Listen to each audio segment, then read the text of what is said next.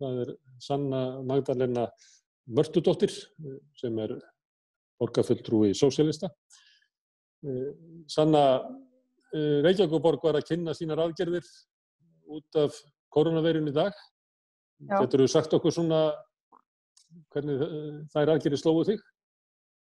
Já, það náttúrulega ýmislegt þarna sem alveg ágætt og ég ætla svo sem ekki að gera lítið úr því, en ég náttúrulega fyrsta sem ég sagði að Reykjavíkurborg ætti núna að krefja ríkið fjárframlög til þess að mæta þeim gríðarlega mikilvæg verkefnum sem hún sinnir sem sveitarfélag, af því að Reykjavíkurborg náttúrulega í nærsamfélaginu að mæta þörfum fólks, til dæmis barna, fjölskyldna þeirra og eldri borgara. Hún að mæta þörfum þeirra sem eru með fötlun og hún að sinna svo gríðarlega mikilvægri þjónustu í nærsamfélaginu. Þannig að það eitthvað sem maður hefði viljað sjá í aðgerðapakka ríkisins, að það væri meira fjármagn sem að færi beint til sveitarfélagana á þessum tímum. Það var náttúrulega gríðarlega mikið álag sem við sjáum á einstaklinga og fjölskyldur og þannig að þetta eitthvað sem að Reykjavíkurborg ætti að vera leiðandi í núna, að krefja ríkið meira fjármagn og því að við einmitt í nærsamfélaginu. En það sem að mér fannst svona gegnumgangandi að það verið að einblína á atvinnulífið og að við þurfum náttúrulega að halda utan um fólkið og sérstaklega fólkið í vesturstöðinni og ég gagnrýndi sérstaklega lækkun fasteignaskatts á atvinnuhúsnæði. Það það sem að kom fram hjá mér og þó að sé náttúrulega mikilvægt að standa saman þegar að það hægt, að þá svona finnst manni eins og það séu allir dálítið mikið í sama bát einhvern veginn núna í stjórnmálum og þetta dálítið skrýtnir tímar. Hvað meinar við því að finnst þið vera svona meðvirkni skortu upp á svona stjórnarandstöðu og að málin séu rædd af einhverju svona festu og krafti? Já, þetta svona, þetta eins og það séu allir allt í einu rosalega sammála hluti sem að ég held að við hefðum kannski ekki endilega verið sammála fyrir nokkrum mánuðum. Ég ennþá með mínar skoðanir sem að byggja bara á minni svona hugmyndafræði sem að ég styðst við dagsdaglega og auðvitað ég opin fyrir því að skoða hlutina út frá því hvernig málin í samfélaginu. En mér finnst svona vera komin einhver bragur á í samfélaginu að það sé einhvern veginn tilefni til að kasta hugmyndum einhvern veginn út gluggann og allt í einu sameinast eitthvað sem að ég hélt að kannski væri ekki tilefni til þess að sameinast Auðvitað mikilvægt að við stöndum saman, en við þurfum samt sem aður að vera gagnrýnin og hugsa, þetta þjóna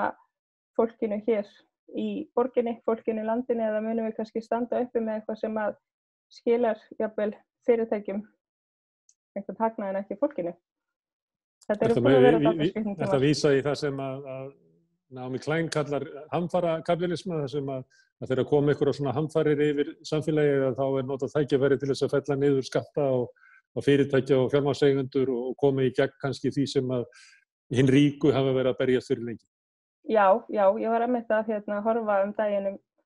gott myndband sem að lýsti því mjög vel og það einhvern veginn svona þegar að eitthvað slæmt ástand kemur upp á að þá allt í einu eins og hugmyndir sem að áður fyrr kannski hefði ekki verið samþykktar að sé allt í einu tilefni til þess að samþykkja þær og nú nýlega þá við erum núna að fara inn í þessa svokallaða dymbilviku sem á sér stað í kringum páska og þá hefð fyrir því að falla niður borgarstjórnarfund og það virkar þannig að í Reykjavíkurborg þá eru 23 borgarfulltrúar og borgarstjórnarfundir eru að jafnaði fyrsta og þriðja hverja viku alla þriðjudaga, sem sagt einu sinni tvisvar í mánuði, afsakið. Þetta búið að vera dálítið langur dagur og í ljósi aðstæðna þá sáum við ekki fram að borgarstjórnarfundur myndi vera í heilan mánuð. Og ég lagði sem sagt til að við myndum fjölga borgarstjórnarfundum. Þetta eru svona 9 tímar og mikilvægt að við myndum ræða málin okkar á milli við borgarfulltrúar og halda uppi þessari umræðu og þessu samtali. En í staðinn að þá fær borgarráð heimildir borgarstjórnar. Nú borgarráð ekki það sama á borgarstjórn, svo ég verði hérna mjög fræðileg og fræði fólk stjórnsýsluna. Ég vona að ég sé ekki leiðileg með þessu tali og þreyti ykkur ekki. En í borgarráði þá ekki allir borgarfulltrúar og ekki allir fulltrúar flokkana hafi í rauninni rétt til þess að kjósa til dæmis tillögurnar og borgarstjórnarfundirnir eru opnir þannig að allir geta fylgst með og allir geta áttað sig á því hvað fer fram þar á meðan að borgarráðsfundirnir eru lokaðir og það má ekkert greina frá endilega ummælum sem aðrir segja, það helst bara vísað í fundargerðir og svoleiðis sem hægt að lesa yfir. Þannig að það mjög leiðilegt að sjá einhvern veginn að við séum að færa fundi inn í eitthvað svona afmarkað rými að við séum að fela færri fulltrúum að taka í rauninni ákvarðanir í staðinn fyrir að við séum einhvern veginn að fjölga fundum eins og ég lagði til í ljósi aðstæðna, halda þessu inn í þessu opna rými og einhvern veginn séum sammála hluti sem að ég sé ekki að við hefum verið sammála fyrir einhverjum vikum en það kannski bara breyttar aðstæður. Birgitta Jónsdóttir var hérna í þættinum í gær þar sem hún gagnrýndi mjög að stjórnarandstaðan hafi fallist á það að svona næstu því að senda þingið heim. Nú starfar þingið bara við að afgreiða tillögur sem að koma frá ríkisstjórninni sem að hægt að tengja beint kórónufaraldrinum og þeirri kreppu sem að honum fylgir. Þannig að borgarstjórnir eiginlega búin að samþykkja líka að draga úr lýðræðinu til þess að auka völd og vægi borgarráð sem kannski ekki alveg það sama og ríkisstjórn en til dæmis stór hluti af borgarfulltrúum og þar af leiðandi því fólki sem að kaus þig og flokk fólksins og miðflokkin og fleira þið hafið ekkert að segja inn í borgarráð. Við höfum alveg helling að segja og við höfum alveg fengið að taka allan að þið hafið ekki atkvæðarétt. Nei, og svo þegar þetta kynnt út af við að borgarráð hafi einhvern veginn allt samþykkt þennan tillögu pakka þá einhvern veginn kemur út að við höfum allt samþykkt þetta en ég samþykkti ekki neitt og ég ekki með atkvæðarétt og þannig að þetta svona skekkir rosalega ímyndina og eins og ég sagði á fundi í morgun, borgarráðsfundi því að ég má greina frá ummælum sem að ég segi að þá sagði ég mitt hérna mjög stór aðgerðapakki með mörgum tillögum og mér fyndist réttast að við værum að ræða þetta á vettvangi borgarstjórnar. Það væri mjög eðlilegt, þannig að þetta svona gagnrýnin sem ég hef þetta mála. Þetta náttúrulega bara mjög stórt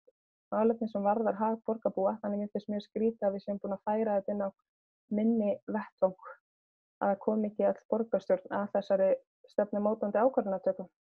Þannig að umræðin umverulega flutt frá borgarstjórn þar sem eru opnir fundir og fólk getur fylgst með yfir í borgarráð þar sem að þú mátt ekki svona vitna til þess sem að fer fram. Nei, ég má segja það sem að ég hef að segja, ég má vísa í bókanir og það sem að kemur fram í fundagerðum og gögnin en þetta sko líka bara í ljósi aðstæðna og öll þessi magnaða tækni sem við höfum, það hefur maður haldið að maður myndi mitt vilja koma út úr þessu öflugari og sterkari að við myndum einhvern veginn vilja nýta okkur tæknina. Það einhvern veginn allt hægt í dag og ég búin að læra á mikið af þessum forritum. Ég hélt að ég væri mjög öflug í tækninni en ég bara að læra fullt af nýjum hlutum. Þetta bara magnað að geta nýtt sér þetta. Þannig að þetta ekki að vera. Já, við erum búin að búa til sjónvarpsstöð upp úr Zoom, þessari tækni, sem hér sem að fólk að nota í fundum. En Sanna, ég ætla að þakka þér fyrir.